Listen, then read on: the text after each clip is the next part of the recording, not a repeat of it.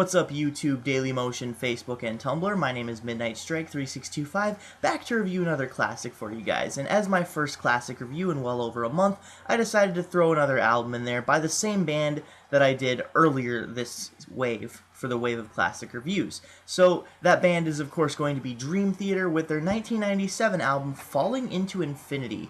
Now part of me was wanting to do this to kind of shed some light on their more well-known and underrated album, per se, because there's a lot of criteria that goes into this. There's a lot of critique that I can give, and there's a lot of things that I actually really like about this, better than other subsequent and previous releases that no one really sheds any light on. So basically I'm going to go into this. I went into this taking this with a grain of salt, everyone's opinion saying, you know, this was their worst album, and it was a critical flop, it was their Saint Anger and all that shit, but I really don't think so. I love the majority of what was on this album, to be honest. I mean, sure, the production could use work, the snare drum, I mean, honestly, when is a snare drum successful in metal? I mean, every single album I've heard has either been really, really negatively received, or it just has this really unappealing tin sound, like you're banging on trash cans. So I don't know why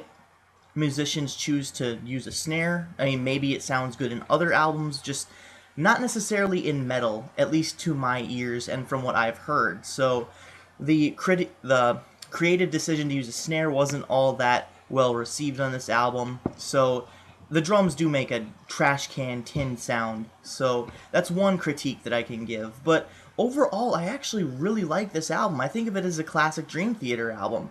So the only things that I really have against it are the tin trash can sounding drums.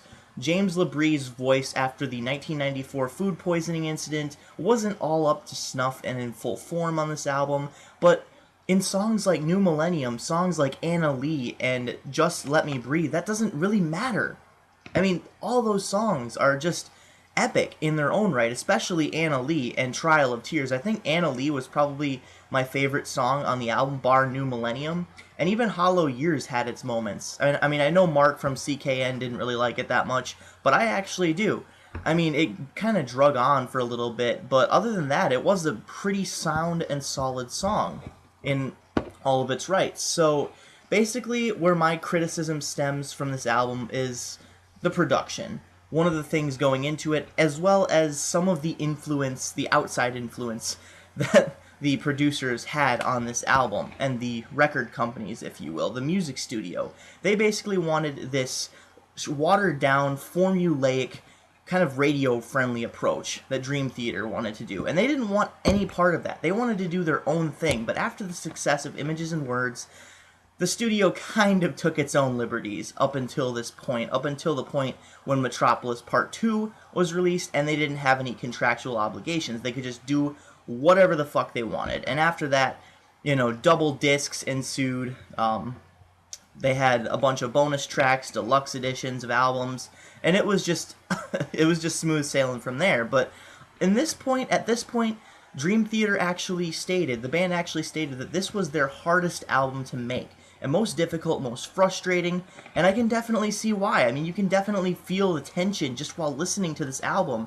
It is very raw, there's a lot of angst, and I don't know, even though the production value isn't up there with albums such as Images and Words and even the EP A Change of Seasons, it's still pretty good. I mean, considering everything that they were going through, everything that the band had to deal with on the management spectrum. So, you know, getting into it, my favorite songs, you know, New Millennium, Anna Lee, and Trial of Tears, I mean, my favorite part, just going into this album, the intro kicks off, New Millennium. That is my favorite part of New Millennium, the intro. It sounds like classic Dream Theater, albeit a little bit slowed down and a little bit on a lower scale, but it sounds like Dream Theater. So my only complaint about New Millennium is probably the vocals. The vocals have this weird kind of effect to them, but other than that, I mean, it is a sound, solid song. I really like it. You Not Me sounds a little bit formulaic as well, but it is one of my favorites on here. Most people see it as one of the weaker tracks, but I actually do really like it. I like the singing, I like the structure of the song, and I just like the guitar parts. It's just a really awesome song. The snare, though, kind of gets annoying in both of these songs, New Millennium and You Not Me. When it comes to Peruvian Skies, though, I also really like it. It's a little bit long for my taste, and I don't know, like, the lyrics are really well structured and well written, but it does kind of drag on for a little bit, and it seems like it's just not going to end anytime soon. They could have sped it up a bit and put a little bit more variance in the guitar structures, and kind of maybe added in a few extra elements so you don't really feel like you're listening to just a straight on, just straightforward song for like 6 minutes, 7 minutes almost. So other than that, that's really the only thing I can say about that song that really irked me. It was a little bit too long for its own good, but it was a very good song. Hollow Years, this one is one that actually people think is one of the weaker songs, but you know, when I listened to it initially, I thought the same thing. It wasn't up to snuff. It wasn't, up to par with other great hits such as New Millennium and, of course, You Not Me, Peruvian Skies, all those other ones. But the second time I listened to it, I actually really liked it. It's really edgy. It's really just a good song overall. I really like the lyrical structure. Dream Theater always has some of the best lyrics just in general in music. So this is no surprise. This comes to no surprise for me. Really like this song. Really like it. Burning My Soul, it's good. Not really one of the strongest songs, but I do like the guitar parts, and the production actually does kind of assist in making this song seem a little bit more raw.